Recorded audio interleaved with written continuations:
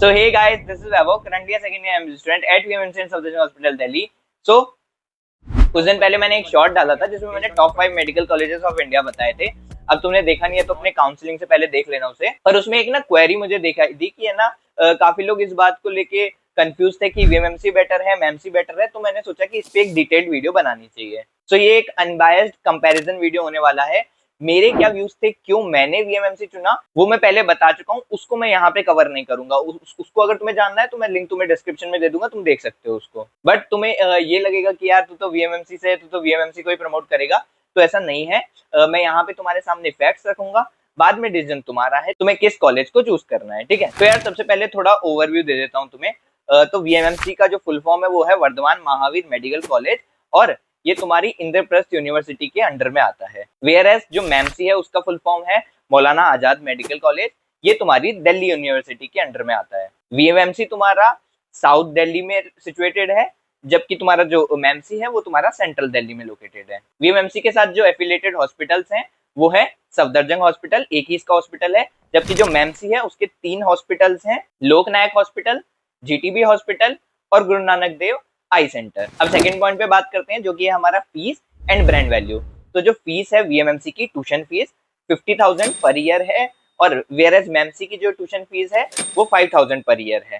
ठीक है, देन बात करें ब्रांड वैल्यू की, बिकॉज वीएमएमसी जो है वो एस्टेब्लिश हुआ है 2001 में, और जबकि मैमसी तुम्हारा 1960s के अराउंड में एस्टेब्लिश हुआ था, तो इसलिए जो मैमसी की ब्रांड वैल्यू है वो ज्यादा अच्छी है। देन थर्ड पॉइंट बात करते हैं कैंपस की एंड पेशेंट इनफ्लो की। तो जो कैंपस है वो मैमसी का ज्यादा बड़ा है as compare to VMMC, but there is a catch जो कि हम बाद में बात करेंगे। दूसरी चीज patient inflow, patient inflow Safdarjung का इन तीनों ही हॉस्पिटल को अगर मिला भी दोगे तो भी उनसे ज्यादा है। सफदरजंग इज द मतलब लास्ट रेफर्ड हॉस्पिटल की, मतलब यहाँ से और कहीं रेफर नहीं किया जा सकता, यहीं पे वो पेशेंट ट्रीट होगा ही होगा। यहाँ तक कि एम्स और दूसरे स्टेट से भी यहाँ पे जो पेशेंट्स है वो रेफर होते हैं। देन अब आते हैं हॉस्टल एंड इंफ्रास्ट्रक्चर पे।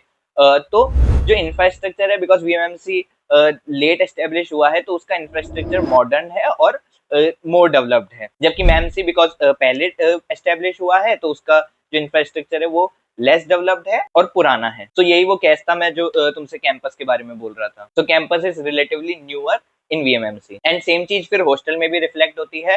अगर तुम फर्स्ट ईयर में देखो तो बॉयज को मैक्सिमम 2 या 3 लोग एक रूम में रहते हैं, जबकि मैमसी में ये 4-5 तक भी नंबर जाता है। Then fifth point is college life and academics. अब एकेडमिक्स की बात करें तो यार टीचर मोर और लेस दोनों जगह सेम ही है, बट ये पॉइंट इतना ज्यादा मैटर भी नहीं करता है, बिकॉज एमबीबीएस में एट द एंड तुम्हें खुद से ही चीजें पढ़नी होती है। तो तुम चाहे वीएमएमसी में जाओ या मैमसी में जाओ, तुम्हें खुद से ही पढ़ना पड़ रहा होगा। देन एक पॉइंट जो बहुत ज्यादा डिफरेंस क्रिएट करता है वो है एकेडमिक प्रेशर। मैमसी में थोड़ा सा कॉम्पिटिटिव माइंडसेट ज्यादा है, वहां पे एकेडमिक प्रेशर ज्यादा है। रिलेटिवली वीएमएमसी में काफी चिल है, जो भी इंटरनल्स होते हैं वो भी काफी चिल होते हैं।